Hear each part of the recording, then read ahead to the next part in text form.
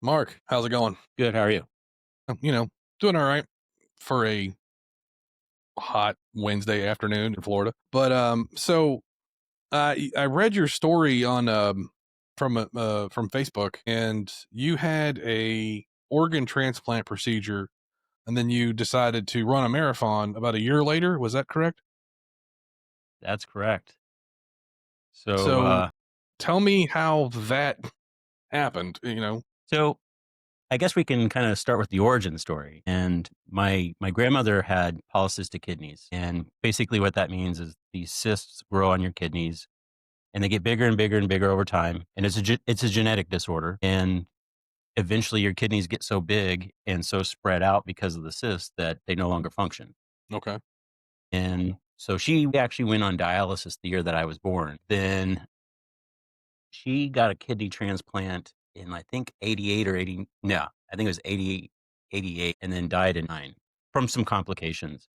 She wasn't really that healthy anyway, but 10 years of being on dialysis, it really ravages your body. 2 of my uncles also had the disease. They died before they turned 40. And then my mom had the disease, and she had a kidney transplant after being on dialysis for 10 years. And she actually just celebrated her 12-year anniversary of Nice. her kidney transplant.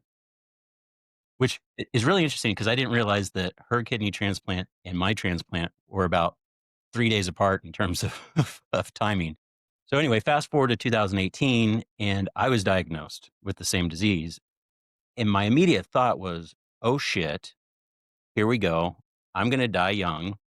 My kids aren't gonna grow up with a dad, and my wife's gonna be a widower," right? So I am not one of those status quo guys. I'm when I get determined, I grab the bull by the horns and I beat the shit out of the bull. Love it. Yeah, me too. So I wasn't going to accept that defeat. And when I got a nephrologist assigned to me, it's a kidney doctor, I talked to her and I said, "This is my goal. I'm never going on dialysis, and I'm going to get a kidney transplant, and I'm going to live a good life." And it was, and the other part of it was kind of a wake up call to me because I had just been surviving life.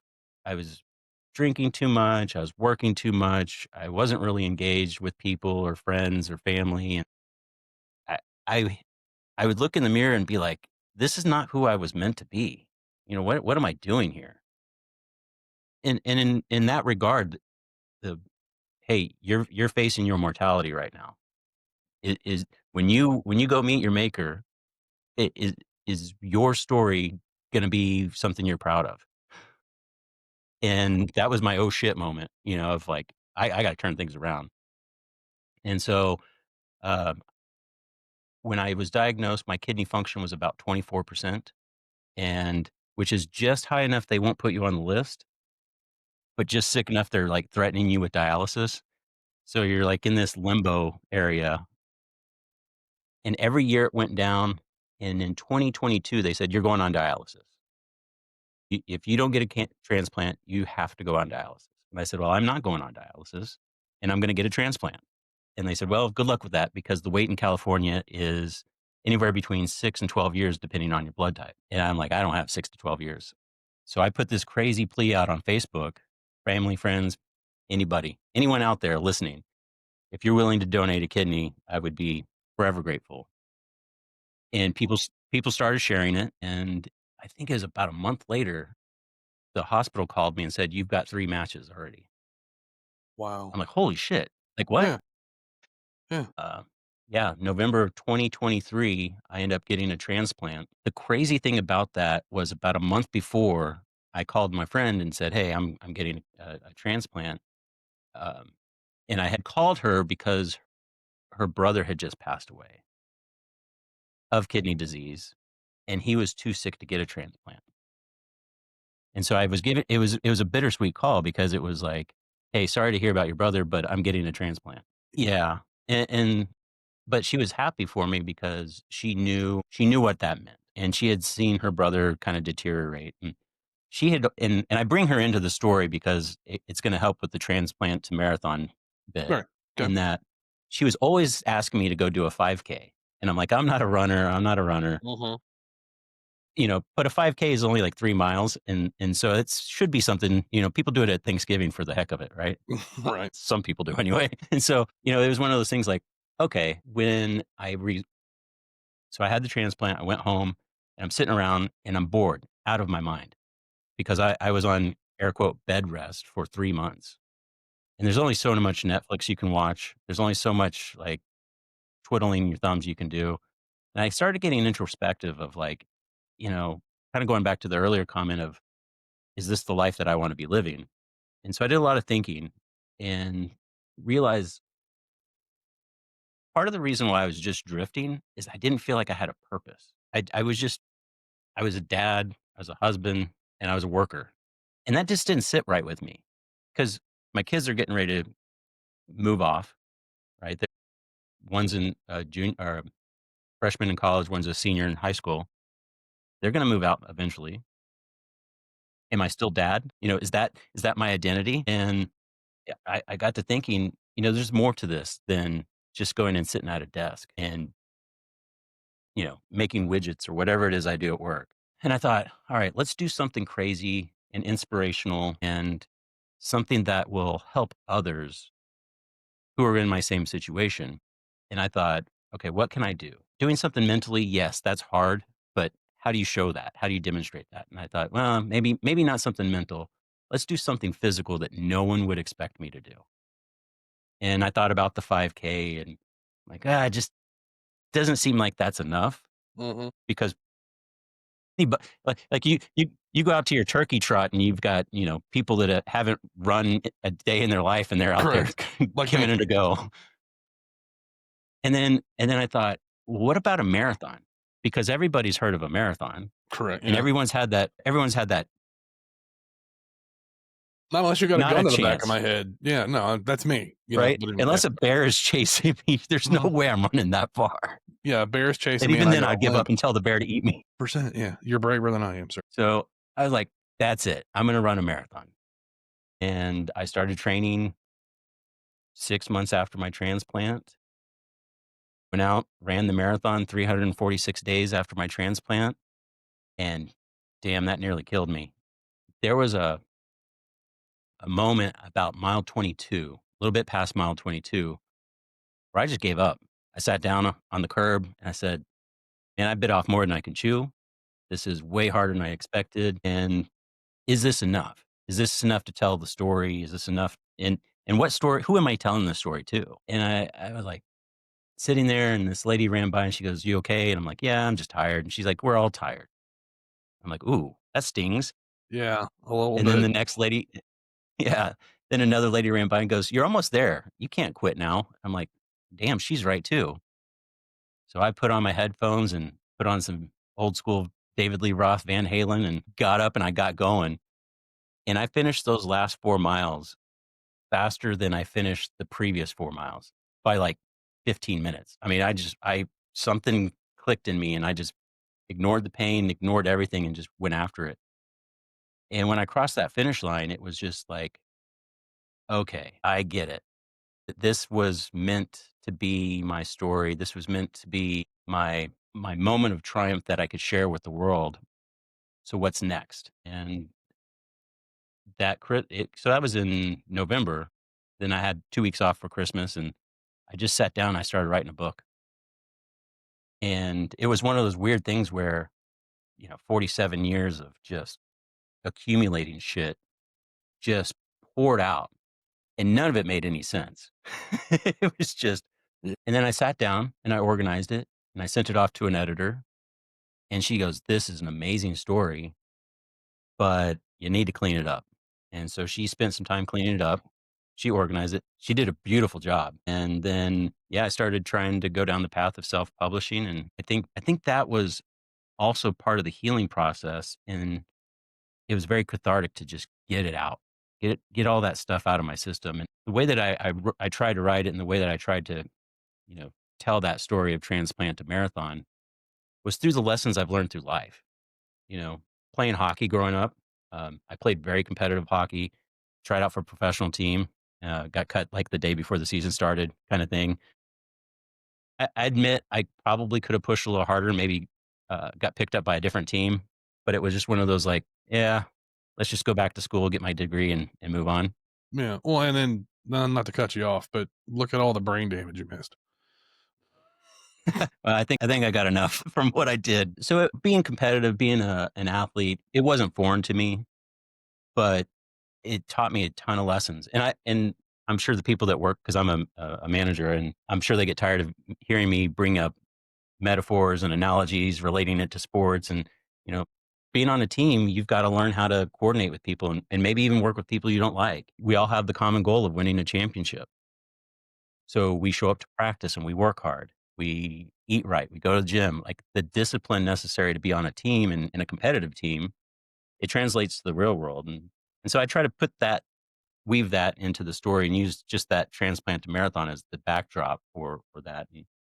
And I think that kind of became my purpose of, okay, how do I share my story and remind people they have the power to make a difference in their own life? So often we just survive life. We just coast through life. And so how can I encourage not just people in the transplant community, but just in the world who are struggling with daily life?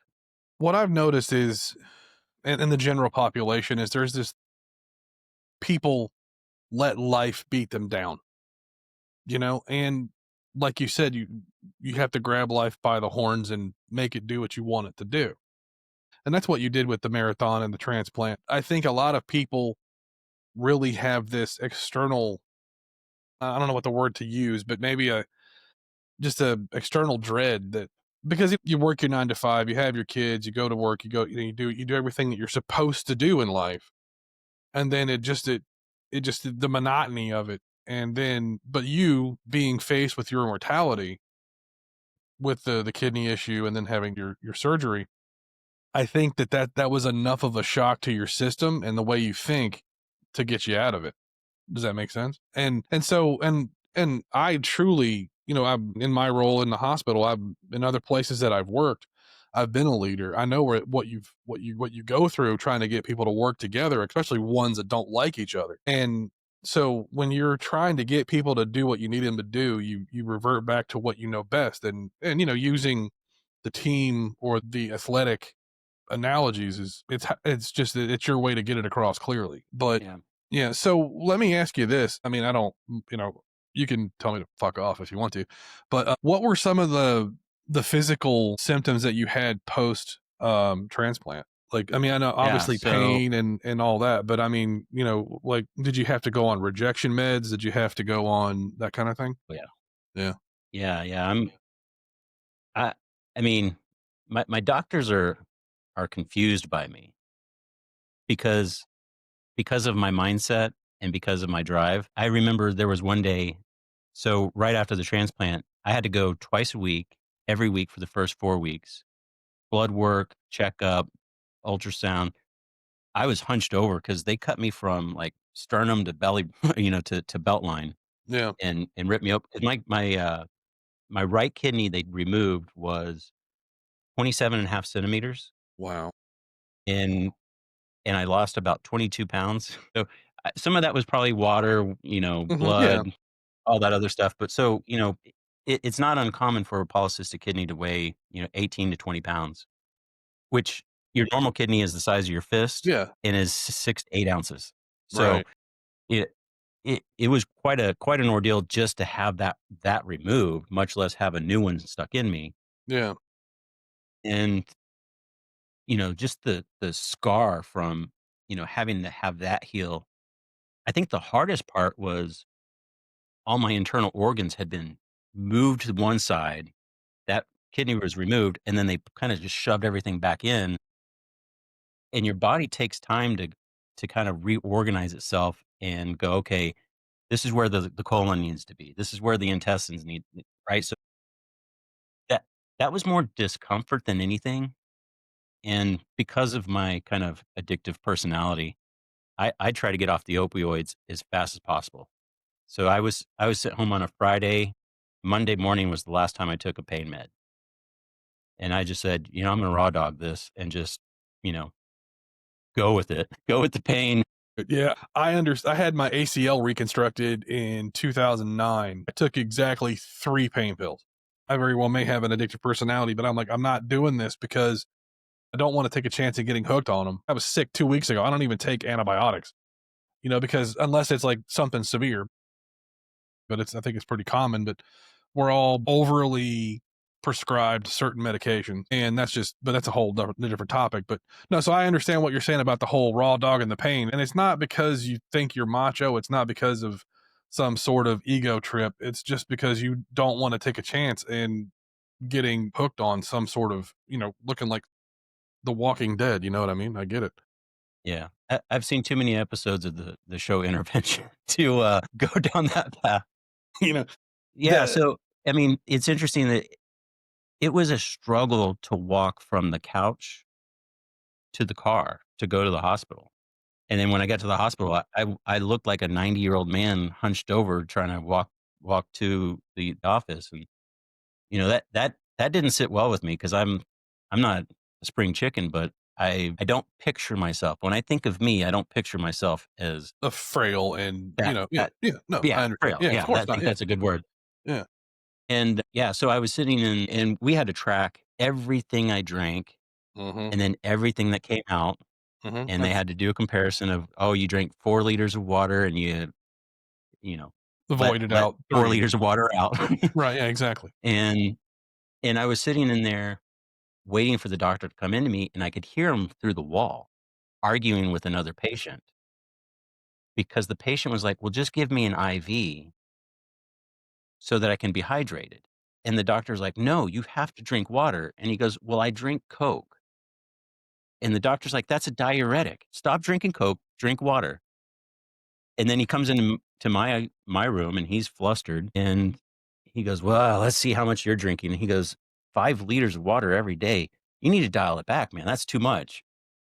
And I said, "You told me to drink water." And he goes, "Yeah, like 3 to 4 liters, not 5." Right. Yeah, so, And I'm like, the "That's my competitive overachieving it's like, "I'm gonna go nature." above and beyond." Yeah. Well, and the reason why, because I had the same issue, because so years ago, I got a bilateral kidney infection, and I was septic. I was almost dead. That's before I had health insurance. So I was in my house, or my parents' house at the time, because I was like in my early 20s when this happened, and I was watching a movie, trying to relax, and urinating blood. By the way, this is normal, that kind of shit. And then I started hallucinating, and then I said, I'm like, if I don't go to the doctor soon, I'm gonna die. It's just an epiphany that I had while I was going through all this. So I get to the doctor, and he's like, you have every kind of culture in your urine right now, and I'm gonna go and admit you. I'm like, please don't. I don't have insurance. I can't afford this. So he's like, all right. And this is right shortly after 9/11. It was like the end of 2001. So Cipro was huge because of anthrax. So he gave me a prescription for Cipro. I went and got it filled, took two because he said take two right away because that's how bad the infection was. And he said, and I slept for 3 days straight after that. Like, I think I may have got up I don't remember. It was all blur. And ever since that point, I have laid off. I'll have one soda and that's usually a diet one every couple weeks, and it's water or coffee. That's it. I don't even drink alcohol anymore that much because it's just, it makes you feel like shit after you drink it.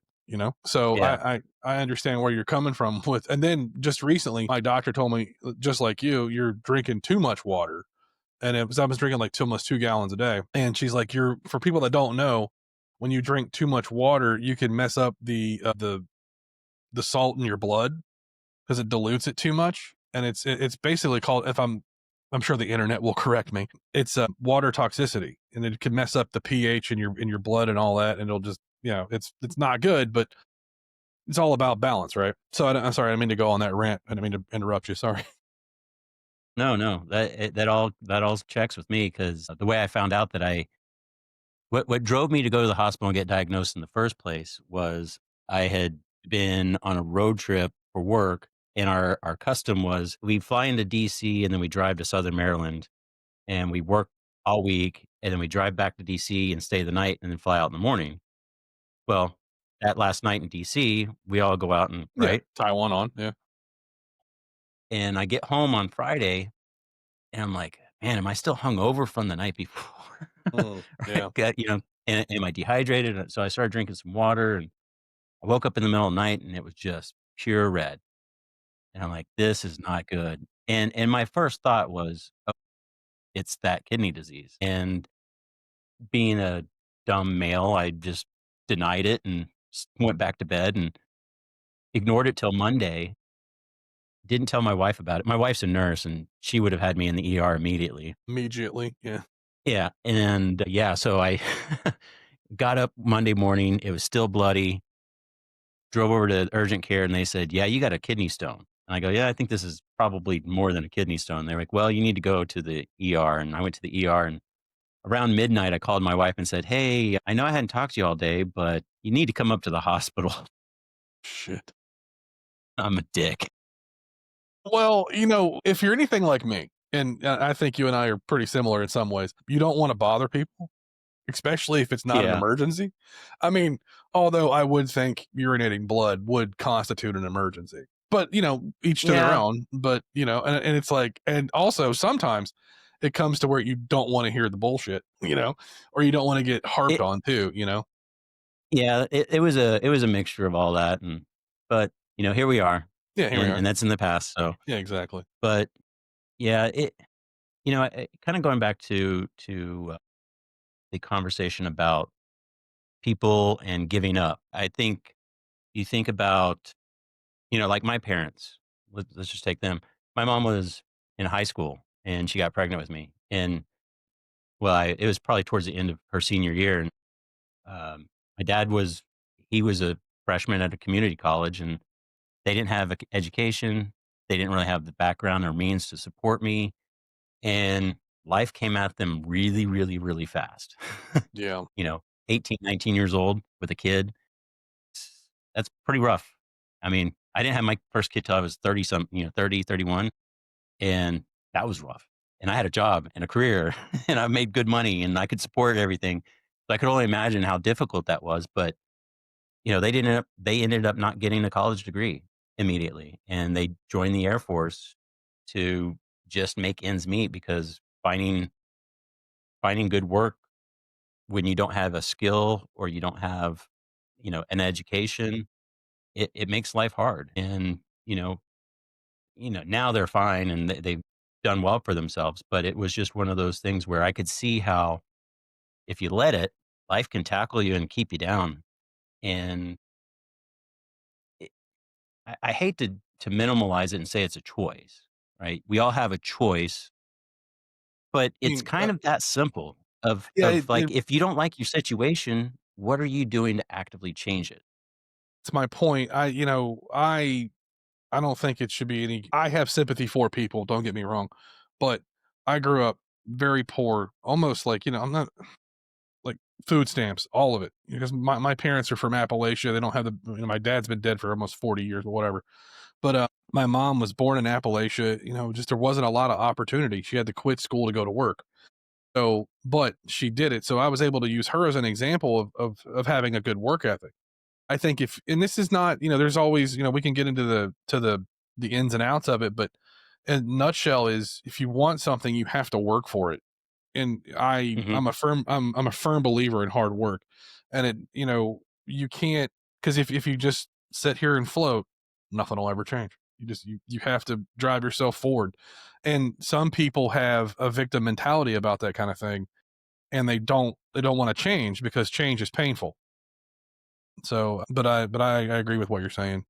Yeah, I see those memes and those reels on Instagram and Facebook that say, being fat is hard, but working out at the gym is hard, and being fat is hard. Choose your hard. And it's like, and I did a blog article on that, and yeah, both are hard, Yeah, but they it's are. easier to not go to the gym than it is to go to the gym. Trust me. Right. So yes, being overweight is hard, but Mhm. it's easier to not do something than to do something. So that 100%. that kind of choose your heart is kind of a misnomer in some degree. And it's one of those things where, and I mentioned intervention. Like when you look at the show Intervention, people have to hit their rock bottom before they decide to change. And when you are getting through life and making ends meet, it might not be your ideal life, but it's not a rock bottom, right? There are people I know that are in their mid to late 40s, and you ask them, "Hey, what did you wanna be when you grew," and they tell you some crazy, beautiful thing, and you say, "Well, what made you choose this?" "Well, I had to make ends meet, and I got stuck, and I wasn't able to get out of it, and at some point, I just stopped trying to get out of it. I became complacent with where I am." And it's not to say that, if that works for you, then great, but you could see the resentment and the sadness in their face when they talk about it. And it's like, "Well, what's keeping you from doing that now?" And the only thing that is legitimate is fear, right? I would love to be a full-time author, motivational speaker, and podcaster, and all that good stuff. But right now, I've got to make ends meet, and my job covers that. And so I'm dancing that fine line of that same thing myself. I'm facing it myself. But when do I rip the Band-Aid off and just say, I'm diving into the pool head first instead of trying to do both of them at the same time? And it's a delicate and fine balance, but I think I set a goal for by the time I'm 50. That's a year and 2 months that by the time I'm 50, I hope that I can make that transition. And I put a goal for myself and a timeline. Yeah. That's the only way it's gonna get done. Yeah, and sometimes you have to have that pushing factor behind you to be able to motivate you to go. Like I got X amount of time to try, but also with like for me with this show, I don't. This is a hobby, and but if it ever comes to the point where this hobby can become my vocation, I'll do it because me as a medical person, the way that it has changed so much since I was in my early 20s. I'm 46 now. I don't recognize it. It used Mhm, to be this idea of helping people. Never been part of a transplant team, but I've helped people with cancer and all that other stuff. So it's like gave you this sense of satisfaction that you were doing a good job and you were doing actual meaningful work. But now it's and I'm not going to name who I work for, but I think across the board, most big hospital chains, it's unfortunate they have mixed the business with the medicine and they just don't coalesce. You know what I mean? But people have like, I'm not going to do it for free. The doctor's not going to do it for free. The supply guy's not doing it for free. You know what I mean? So there's got to be a balance. But for me, I'm going to give this show as much as long as it takes to get it where I think it could go. And it's like but I understand where you're coming from, and it's like you need that driving factor behind you to say, hey, I got this amount of time to pull this off. It kind of gives you that, not that it's just that you just feel it like shrinking a little bit, and like it motivates you to do stuff. So yeah. And I think it'd be irresponsible to say, "Well, just quit your job and do what you love," right? That's a little irresponsible, but at the same time, you have to say, "Okay, well, what are the things that are keeping you from doing what you're wanting to do? Can you start doing some of those things now and prepare yourself so that you can make that transition?" And I think that's the phase that I'm in right now of, getting a bigger base, getting, some credibility going, and in some regards, refining my story, because I think the first time you tell your story, whatever your story may be, you're not gonna be perfect at it, and you're not gonna you haven't flushed everything out yet. I think I've gotten to the point where I know kind of what that is and what the drive and the purpose is. But yeah, it's still refined. And I learn more as I go along. I think people can learn more as they go along, and they can start to leverage that and go, "Okay, can I make a little bit of money on the side doing that? Can I start to supplement some of my income? Can I start that transition so that it's not a black and white switch that you just flip on the wall, and it's more of like the toggle, the, yeah, the dimmer switch right, kind of thing?" exactly. Yeah, I mean, you like you said, if you were just to say, you know what, fuck it, I'm going to do this full time without any kind of safety net, it's I hope your house is paid off. You know what I mean? Well, you know what? Honestly, if I were a single guy and I didn't have kids and a wife, I would do it. I'd say, "Fuck this. I'm gonna do whatever the hell I wanna do, and let's Yeah, let's ride this wave, man. Let's burn and the see ships and let's party, man." exactly, burn the boats because we ain't coming back. That kind of shit. I I have a girlfriend. I don't have any kids. but still, I had this. There's this nagging responsibility back here. It's like you got bills to pay, you got bills to pay, and it's like I could live in my car if I wanted to, but I don't want to. You know, Yeah, exactly. I wanted to. You brought up the size of the kidney earlier. Before your surgery, before your transplant, how did that affect your day to day life? I mean, you could obviously tell it was in there, right? I mean, you could feel it. Yeah, Yeah, yeah. Actually, my left and right kidney are both that size. My right kidney was 27 and a half, and my yeah. left was 27 Did centimeters. you have a bilateral transplant? No, I only had the right one taken Okay, out. sorry. I was confused for a second. I thought you had when you said both were that size, I thought you had bilateral transplant. I'm like, "Oh, good god." So, um, carrying around 2 footballs inside your body, not comfortable. Can't I slept imagine. like shit for a long Yeah. time. Mhm. My back pain was so incredibly bad, and, you know, I I would say probably 2 or 3 years before I even got diagnosed, I thought I was just getting old. I had chalked up how I felt as getting old, and little did I know my kidneys were failing, and when your kidneys are failing, you don't get rid of the toxins in your body, and they accumulate in your joints, and they accumulate in your brain, and every morning I woke up and I felt like a 90-year-old man. My knees hurt, my ankles hurt, and I'm like, is this because I went too hard when I was a kid playing sports?" And I kinda just chalked it up to that and getting old. Trying to exercise and be motivated and go hiking and do things with my kids when you're slightly overweight, maybe very overweight at that time. I was pushing 275, stopped weighing myself, Yeah. and having joint aches and everything from the toxins, brain fog, so you don't think clearly all the time. You feel like shit and you feel like a bad person, so you drink, and that Yeah. doesn't help anything either. No. And yeah, and then you're not sleeping at night because your back hurts too much and you can't get comfortable. Then you're then you have kidney stones every probably 4 or 5 months, and if you've ever had a kidney stone, No, thank Christ. pray for you, man. Knock That off the wood stuff is there. No, bad news. I've seen people that come to us and we laser them out in the operating room. When you take it out because it has to go to pathology for specimen after. So you take it out and it's literally the head of a pin. Some of them are, and Mhm. then it's like, but you have to understand for the people that don't know is there's a tube that goes down to the kidney to the bladder called the ureter, and that little stone, small stone, going in a very, I mean, there's not like a swizzle stick that you would use for a coffee stirrer is about maybe the size of the ureter.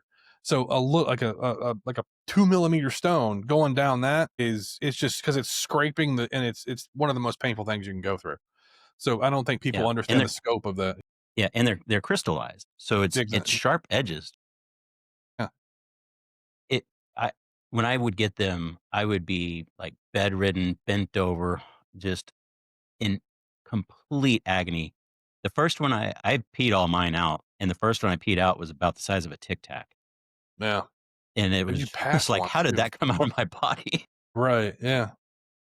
Jesus. Yeah. But, yeah, so when I was getting worked up for the transplant, they said, "We'll put the first we'll take the kidney and we'll put it in the front and do this and that." And I go, "Well, are you gonna remove the right one?"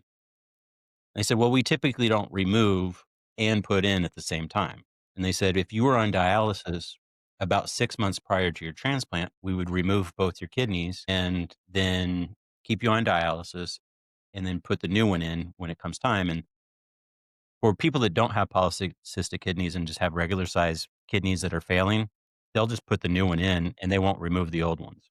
And so you'll have 3 kidneys, and if you get another transplant, you'll have 4, right? So they start stacking these things up inside you because they don't use the same tubes as the ones that you currently have. And I said, "Well, I need this right kidney out. The cysts keep rupturing. If I wasn't peeing blood, I was having a kidney stone, and they were all coming from the right side." I said, "You gotta get this thing out. This thing is a nasty little, punk. Motherfucker. Yeah, please get rid of it." And they go, "Well, it's gonna make your recovery time longer." I go, "I don't give a shit. If I feel better afterwards, get this thing out." The crazy thing is they ended up taking it out and they put the new one in. When I came out of surgery, and of course I was high as a kite because, Of course. coming out of anesthesia and all the good drugs that they had me on, I felt like I was 18 again. Really? My head, I hadn't thought that clear in years, even drugged up. I was clear. My wife came in and go, "Were you in a tanning bed? What is going on?" My coloring was different. I felt different. My joints didn't hurt. My back didn't hurt. Like, the only thing that hurt was my incision. Yeah. And I'm like, "Can I pump that thing little bit?" But all joking aside, it was like I woke up in a different body. And I'm like, "I've gotta take advantage of this. I'm not gonna waste this anymore."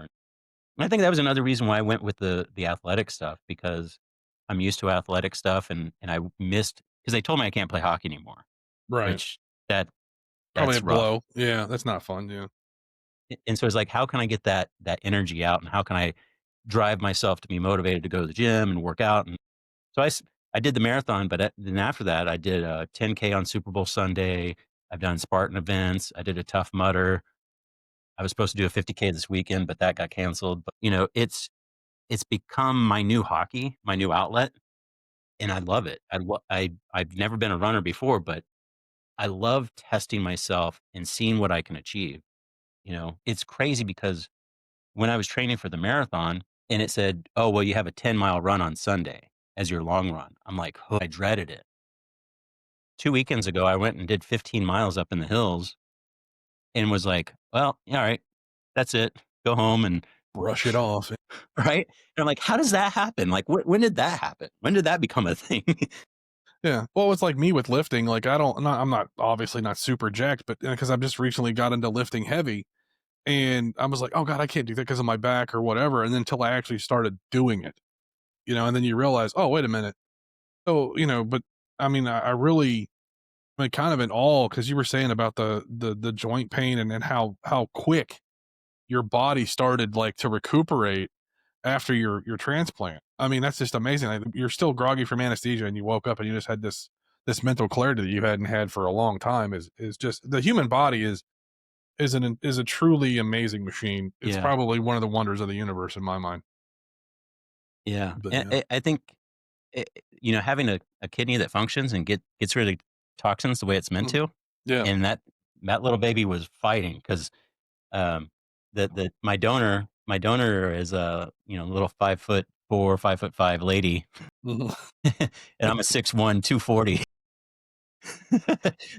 That little kidney's in there fighting for its life, but It's the little engine that could at this point. Yeah. No, I get it. I mean, but yeah. now that, and so I take it and you said you're almost 2 years, right? 2 years?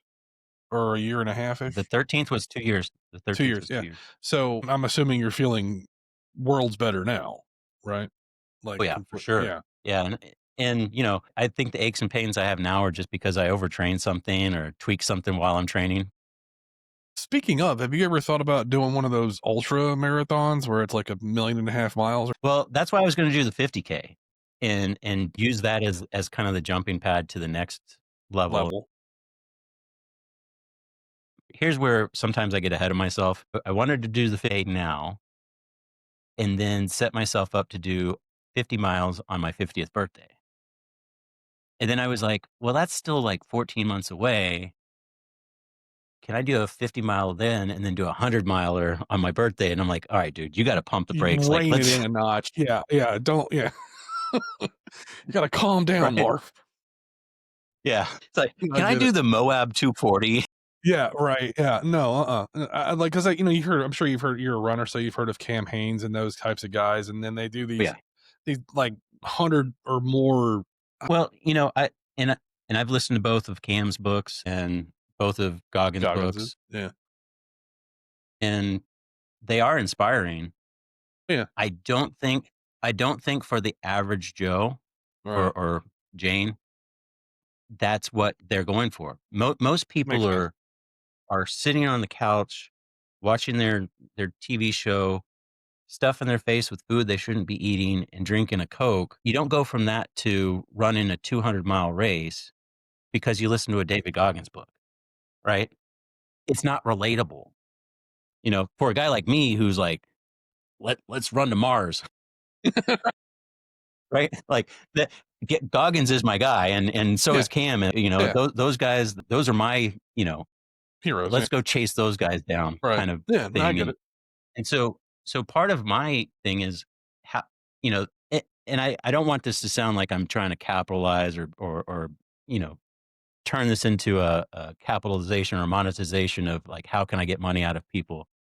That's not the thing, but there's an untapped market there where it's either you're extreme or you're like, how do You I know, feel my feelings properly?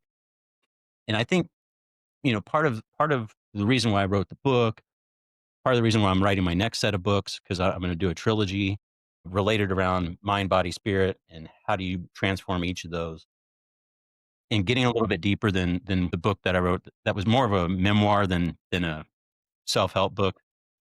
How do you get started? How do you even just like make that decision or make that leap from I am that person that sits on the couch and watches TV and drinks my soda all day to living a more fulfilling life. And it's obviously it starts with finding your purpose, but it's how do I take that first step? How do I start to shift my mindset to not be the victim? Not be the, "Well, this is the circumstances I grew up in, so this is just how it's supposed to be." And it's like, well, no, you can make that choice to say, "You know what? I'm gonna break that generational curse." And that was part of my story is the punchline that I didn't put out there was my grandmother went on dialysis at 47. My mom went on dialysis at 47. 2 months after I got my transplant, I turned 47. I broke the cycle, and it was because I made different choices. Obviously, education plays a role in it, and knowing what options are available to you, and I think that's gonna be part of, the message to the people is, "Hey, if you don't know something, go get educated on it." We've got this thing has more information on it than anybody's ever had access to in the history of man. If you make the excuse, "I don't know what to do," it's because 'cause you're not trying. Because There are there are plenty of people out there that can tell you how to get from A to B.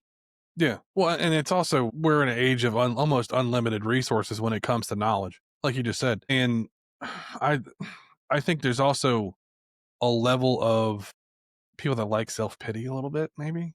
They like maybe some people like to wallow in that. And I'm not saying there's could be multiple reasons why people feel that they need to stay where they're at and they feel stuck, but there'll eventually be a point to where they're like, you know what, enough of this shit. I'm gonna be a better person, or I'm gonna change my life.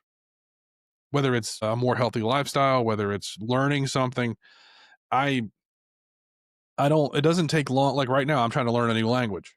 Is it easy? No, because I decided to pick Czech, which is where my girlfriend's from, and it's like that is not an easy language to learn at all. So, but me, like you, I want to grab it by the horns and I want to learn it. So I'm going to do that. I'm going to find the best way that I can do it. But some people, I think there's also a, parental component to it where somebody beat them down or whatever. But there will be a catalyst for change at some point in their life.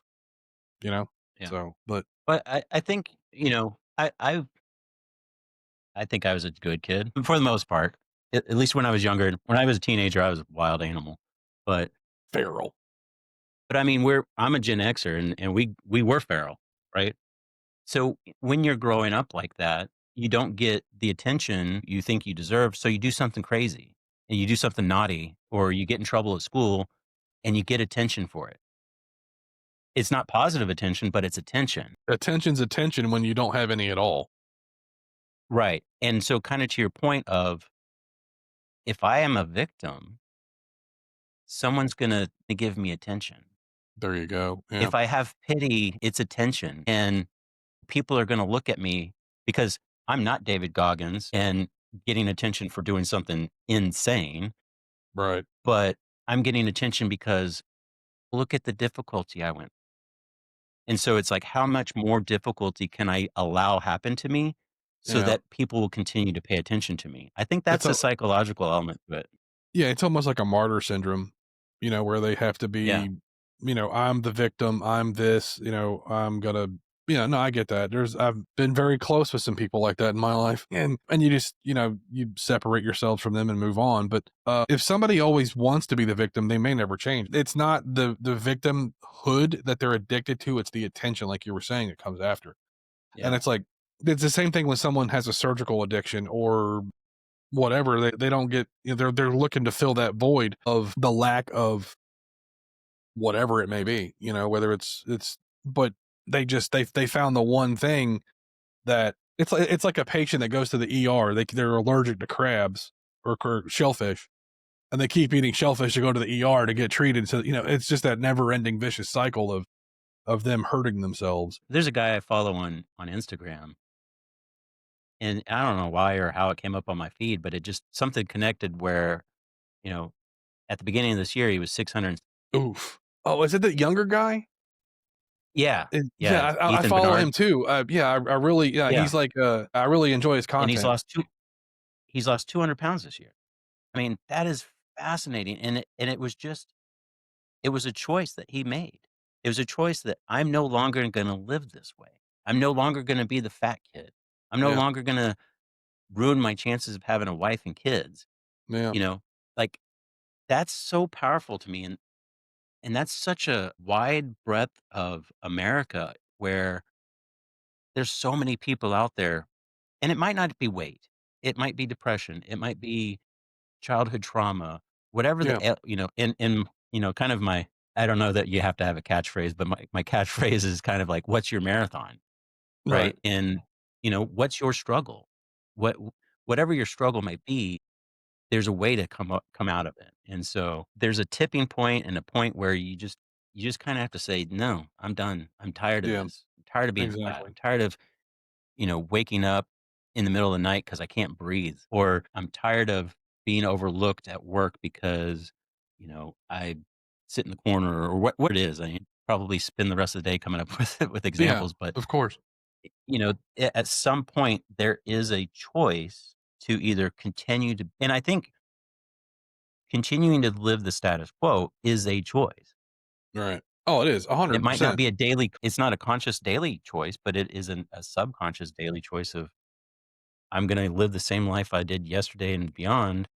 And again, it's not coming from a viewpoint of judging and saying one life is better than another. It's more like, are you living the life that you feel like you should have been living? Now, if you're constantly saying, "Oh, I'm the victim," maybe that's not a very healthy life to live. And what are you doing to not be the victim anymore?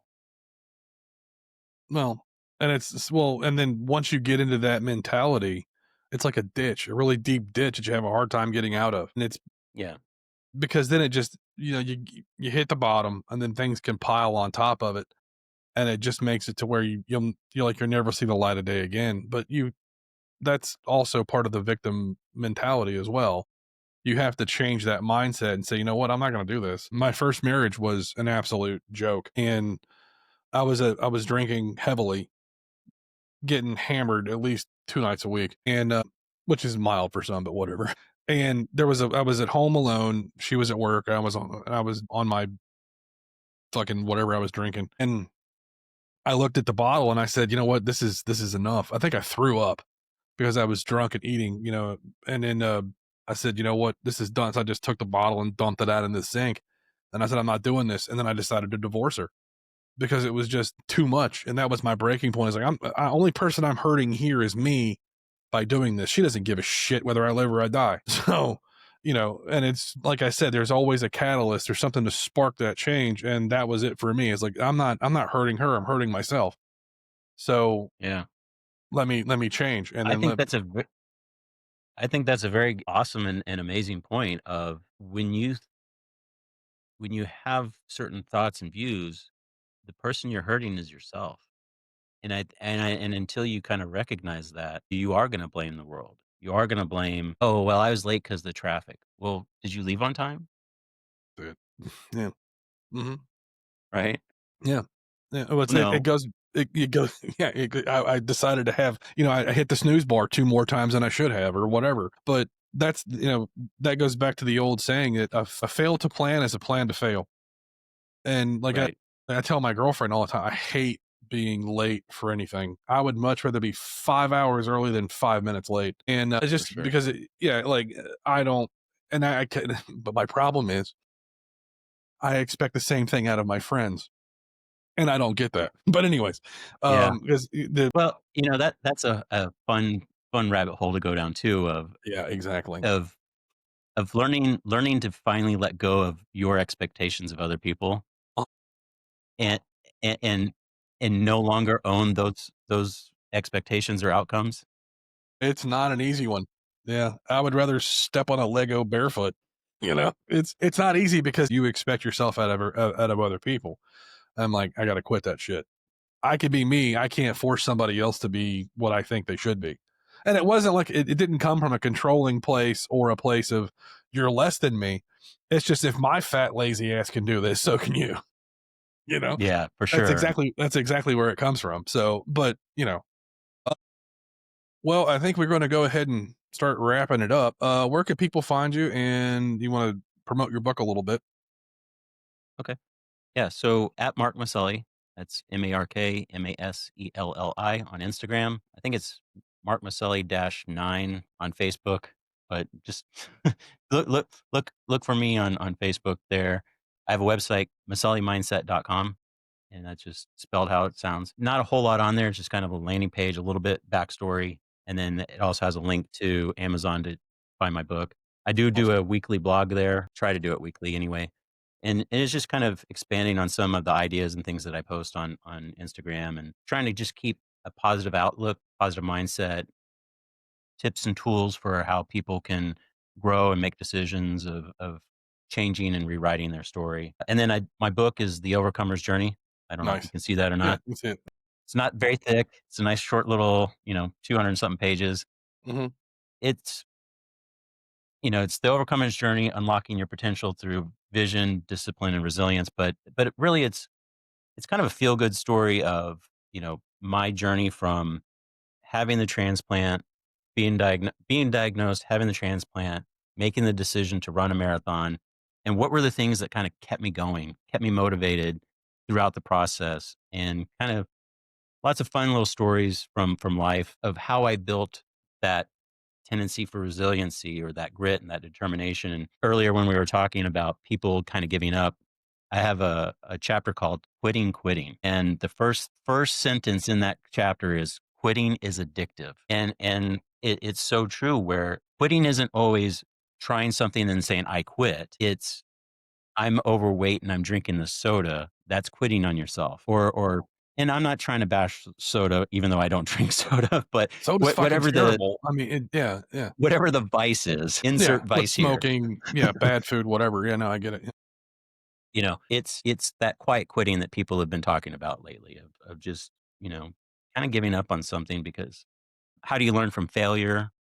And, I think too often we try something, we don't do it right the first time, we say, screw it, I'm never doing that again. Why? You've only tried it once, right? And so what went right, what didn't go right, and what can you learn from it? And then try it a second time by fixing the things that you screwed up the first time. Oh, wow, it worked. So, why did you give up so quick? Yeah. Well, So there's an old saying. It says, "Sucking at something is the first step of being good at it." exactly. Yeah. So, So, well, it's a little bit of a passion piece, but yeah, my next step is to kind of dive deeper into some of the principles I started to outline here in my Nook. I'm going to write a book series. It's a 3-book series, and it starts with mental or physical transformation, mindset transformation, and then how do you kind of put all those together, mind, body, spirit, to really be the best person and best version of yourself that you can be. And that's really what my message is and what my purpose in life is now is to help people become the best version of themselves. You don't have to be a David Goggins. You don't have to be an Oprah Winfrey. You don't have to be a Brad Pitt, but you can be the best you. exactly. And are you being the best you that you are right now? Yeah. Right. So, one last question, and I'm starting for people that are motivational, such as yourself. I want to ask this question: what do you want your lasting legacy to be? I've actually had conversations about that at work before of What's your legacy at work? And it's not always, the Mark Maselli Institute of Learning sign on one of the buildings, right? It's the knowledge and information that I can impart on others, and then they start to live that, maybe put their own little tweak on it, but then they transfer that to someone else. That's how you build legacy. If I can change a person's life and then they go out and change someone else's life, that's a pretty good legacy to me. I don't need to have statues or anything like that. I don't need to have poems and odes written about me and Of course. songs, although that would be super cool. But I think legacy is, from a professional viewpoint, definitely, the principles and things that I want to motivate people to get involved in. And if I change someone's life and then they change someone's life, that's one legacy. I think the second legacy that probably most people wouldn't talk about is my personal legacy with my boys. I've got 2 sons. Do I want them growing up and saying, "Man, I had a shit dad," or "I had the coolest dad that you could ever have, and I'm gonna take what my dad imparted on me, and I'm gonna impart that on my children, and now you have that familial legacy." I think that, and to be honest, that's probably more important to me than any other legacy that I could have. Yeah, as it should be. That's yeah. All right. Well, I want to take this time out to say thanks for coming and talking to me. I really appreciate it, man. It's been a great conversation, and yeah. So if people want to know where I'm at, I'm on Facebook and YouTube and Spotify. And thanks everybody for listening.